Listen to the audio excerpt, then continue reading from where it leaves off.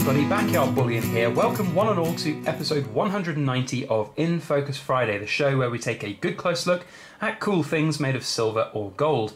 Last week we did just that with some very attractive English silver half crowns. If you've not seen that type of coin or that video, it's well worth a look. There's a link as always down in the description below. Perhaps go and check it out after today's feature on some gold New Zealand lunar coins in the form of the Year of the Goat and the Year of the Monkey.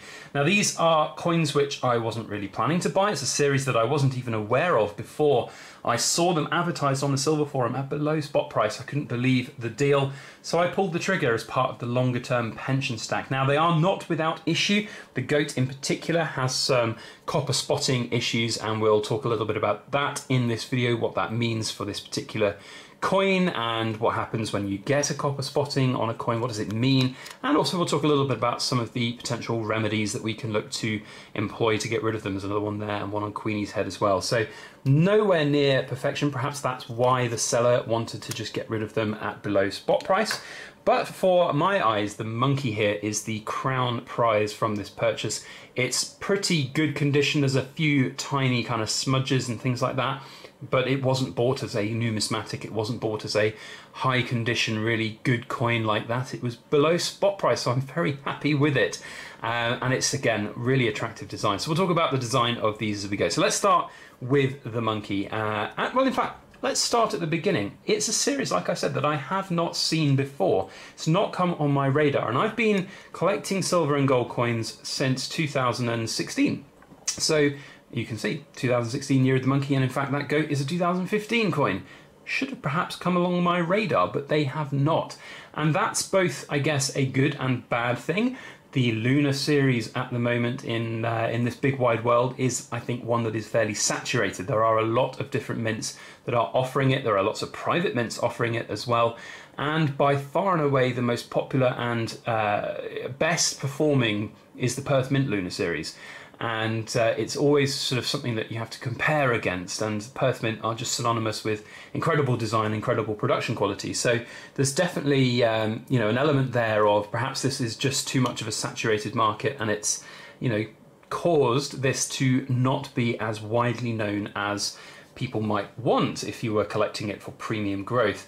That said, because it's nice and obscure, there could be pretty low mintage figures on these over time. So interesting kind of in that sense about the series. I have not seen it before purchasing them from this Silver Forum member. So really interesting in that sense. Now, there's a couple of very small, tiny issues on the 16, or the one of the 16. There's a little bit of that frosting which seems to have kind of been nicked off or damaged off. So again, not perfect condition, but I'm not really too bothered about that. So in terms of the particulars, I don't have mintage figures. I could not find those anywhere, I'm afraid, for either of these.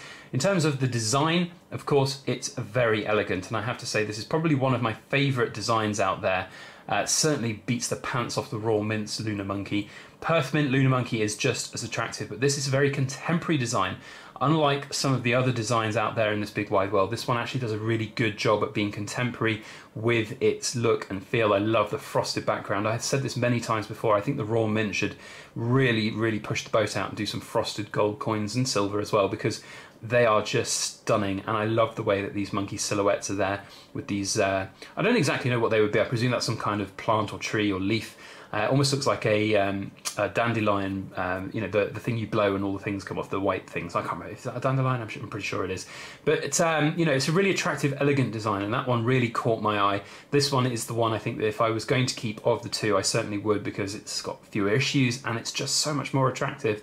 So yeah, really good. Now in terms of the production quality, again, this is where I think, you know, you have to pale into insignificance sometimes with the Perth Mint. So the Perth Mint with their frosted coins, they always seem to get it right, always seem to have absolutely perfect frosting. You can see here there's a sort of slight light play off the frosting elements there, which is indicating to me that there's some different type of texturings or different kind of layering of texturings on there. The rim is another thing that I have a few kind of issues with. It's not perfect. There are a few raised bits of the rim which are not exactly right. So the minting technology perhaps is not quite there with, certainly comparable with the Perth Mint. So I think that's some interesting observations on the monkey there. I think it's a really attractive coin nonetheless, don't get me wrong. I think though, if you're out there and you're seeing this coin and you're thinking to yourself, yeah, I want to get hold of this series, or I like that design, I want to get hold of it, shoot for the silver, because obviously getting an ounce of gold in that size is it's pretty expensive, but you can still enjoy the design if you can get it in silver. So from my perspective, I think it's a really good series. Will I continue it? Will I go back and backdate the rest of these editions since the Year of the Monkey? No, I don't think so, unless it's a really lucky right time, right place kind of purchase for those. I don't think I will. Now, Lunar Goat, as far as I am aware, this is the first edition in this Lunar series from the New Zealand Mint. This is what kicked it all off. Really good design, but again, it's kind of lacking in its production quality. So the shiny finish there, you can see it's got a little bit of texturing on it, and it's not a perfect kind of mirror finish. And I've seen plenty of coins out there that have really good mirror finishes, and this one, whilst very good, and I still have to do a little bit of tactical hiding behind the camera, it's not perfectly reflective, and there are a few little scratches and dings there. Whether that's from handling, I don't know. Whether that's come from the mint, I don't know. I know they weren't in their original capsules when I received them, which isn't an issue, but perhaps that's come from some issues around handling. Down here is where things get interesting, and we haven't really talked about the design. Okay, Frolicking Goats, really nice. I love the contrast between the frosted finish again and the shiny. I think the shiny proof part could have been done better. Nearly dropped it there. Again, wouldn't have mattered. And then we've got the Queenie side here. Again, with the frosting, it's not quite perfect around the sides.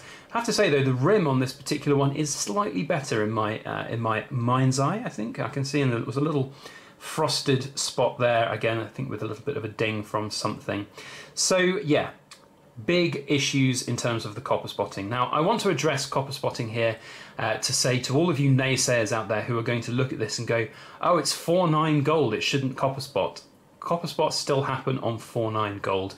Now I'm not any expert on what causes them and how they appear and when they appear, because it can sometimes be weeks, months, or even years after their production that the copper spots really do start to take shape and appear.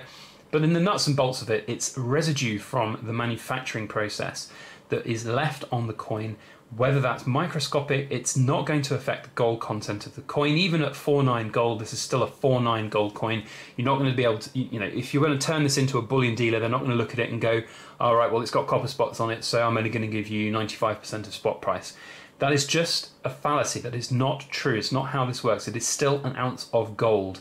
And the copper spots, whilst are annoying, they're ugly, they can be got rid of. You can rectify these issues if we can get this one to focus on this rather big one down here. Now, I will devote an entire separate video to the copper spot removal on this coin. You can see another one on Queenie's head there.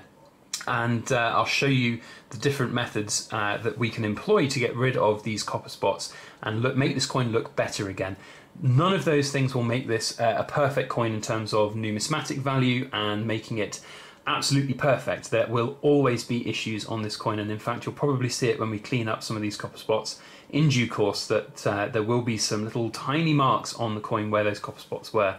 Now that's just life. That's part of how we live with gold coins. Silver, fall victim to milk spotting. Gold falls victim to copper spotting every now and again. There are some mints which are more susceptible to it than others, it seems. And on the most part, I'd say if you're coming across copper spots often on your coins, that's just, in my opinion, quite unlucky. It doesn't happen as often as you might think, and as and when it does, it's not the end of the world. So really, really remember that. But it can be very disheartening to open up your Queen's Beast 1 ounce gold collection and find copper spots on them. Just remember that it is not the end of the world. You do not immediately have to sell them for 95% of spot or even less. So yeah, it is what it is what I say. And especially if you're buying sight seen, if you can see that these copper spots are on there, you can get them for good prices. Again, it's good price gold. What is the problem? Now, in terms of that copper spot removal video, I don't know exactly when that will come out, probably within the next couple of weeks. If you'd like to see that, then please let me know down in the comments, and we can look to put that on. If you want to see the video, then make sure you're subscribed if you're not already, with a notification bell turned on, and we'll get notifications out to you when that video goes live. But in the meantime, I really like this set. I think they're very elegant. I think they're very attractive in terms of their designs. I've seen much worse designs out there in the world, and I have to say these are very elegant, especially the monkey. Which is your favourite? I have a feeling that most of you out there will vote for monkey, but please do comment with your favourite. Go monkey or goat, and we'll see which one gets the most votes by next week. That would be good fun to do. Otherwise, if you enjoyed these coins, if you enjoyed this video and this talk about them, then please make sure you hit the thumbs up button, which shows me that you like this video, and it also helps with the YouTube algorithm. Otherwise, as I said, if you want to see future videos from us, like In Focus Fridays every Friday, then make sure you hit the subscribe button with notifications on. Otherwise, that's it. Hope you all have a fantastic week. Big shout out, as I always do, to all healthcare workers and key workers out there doing hard work, and to everybody else who might be looking to go back to work over the next couple of weeks. And in fact, we have a little announcement to make on Sunday about that very subject. So stay around, stay tuned, stay safe, stay indoors. I mean, it's absolutely horrible weather here. Really is lockdown quarantine weather where we are. So make sure you stay safe, stay indoors, have a good week, and we'll see you on the next one. As always, please make sure that you like, share, comment, and subscribe for more.